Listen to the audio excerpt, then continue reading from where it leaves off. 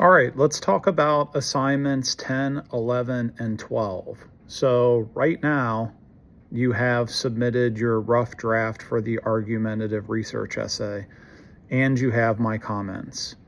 What you need to do is carefully read over the comments and start making the revisions, but you really have 3 weeks to craft a final argumentative essay that maximizes all the points you could possibly earn based on my comments. But also for assignment number 10, you're doing a self-review. The quality of that self-review, the point of that self-review is to walk you through all the things that a quality argumentative research essay should have. What I would recommend is while you fill out the self-review, you have your document open, because obviously you're using that to review, but also engage in the revision process. As you come across something that is necessary, that is pointed out in the self-review that you're missing, fix it. After that, assignment number 11 is we're going to move on. So part of this is I want to give you enough time to make revisions on this essay. So revision literally means to see again. So that takes some time, because you should be taking a look at your essay, staying away from it a little bit, returning to it, staying away from it for a little bit, returning to it, looking for things that you can fix, not just taking my comments as a checklist, not just taking the self-review as a checklist, but you rereading it and you making changes based on things that you see. Like, for instance, I recommend reading your draft out loud to yourself slowly, because when we read something quickly in our heads, we often fill in the blanks, and there could be things that are missing from sentences, from syntax, things that sound a little wonky or wrong, subject-verb agreement, things like that, your brain's going to fill in as you read it over quickly, but when you say it out loud, you're going to notice things and you can start to make some changes. Because really the goal is that there needs to be a transfer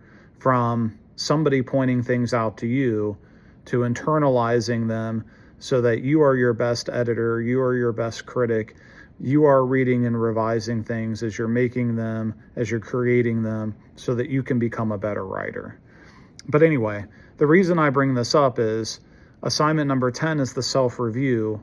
Assignment number 11 moves us on to the multimodal project, which is the last major assignment of the semester. So basically what you're doing, if we think about the arc of the class, is that we're starting with rhetorical analysis because we're learning to look at published professional writers and breaking down their professional use of rhetorical technique to be persuasive, informative, entertaining, a combination of all three. How do they use logical and emotional appeals?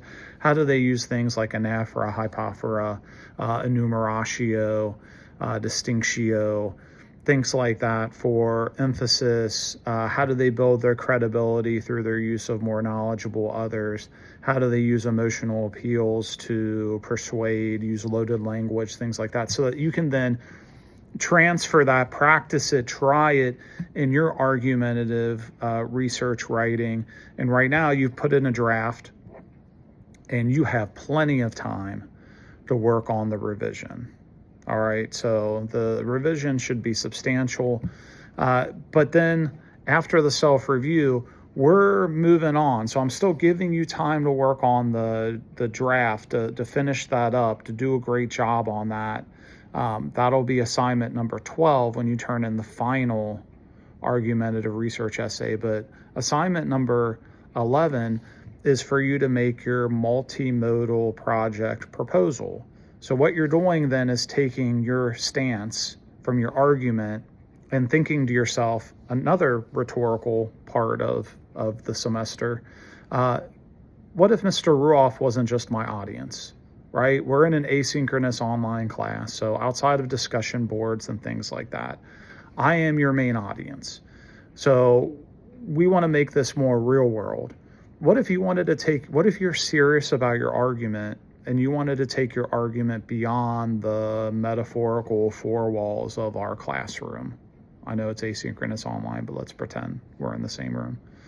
What would you do? What kind of modes would you choose, right? One mode is you wrote an essay, but what about some other modes? So if you go to that module, you are going to do a discussion board this week. So I am not your primary audience or your only audience for this, but you're going to come up with 5 multimodal texts.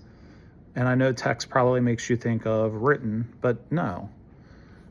You can scroll down to the bottom and there's the multimodal project guidelines, the multimodal project rubric, multimodal project examples, and then multimodal project information from various online sites.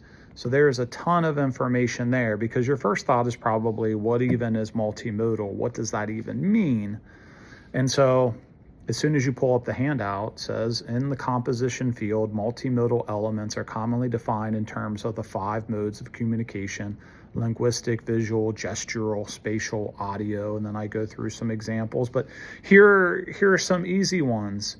You might widen the reach of your argument through a campaign that includes a Canva flyer, a Canva video, a Canva infographic, that you share online with the school community, a reel that you create and release on social media platforms, or Google Slides or PowerPoint or Prezi slides with a recorded voiceover that plays while the presentation unfolds, a batch of t-shirts you design with a combination of a memorable alliterative message and striking visual design.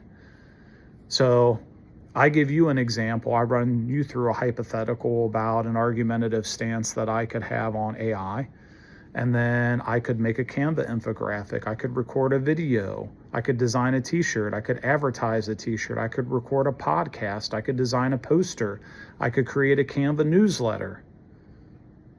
So there are lots of options for you.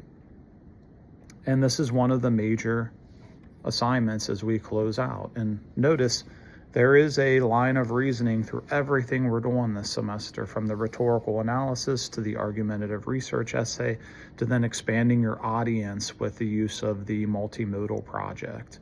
So you have a lot of time to do the revision. So you just turned in a draft.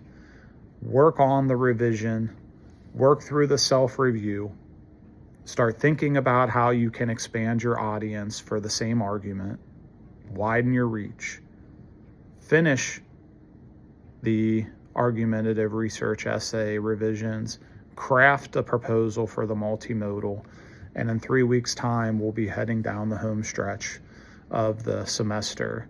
There's still a lot of points available. All right, so I look forward to reading your revisions. I look forward to reading your multimodal project proposal, and let's maximize the points here as we head to the close of the semester.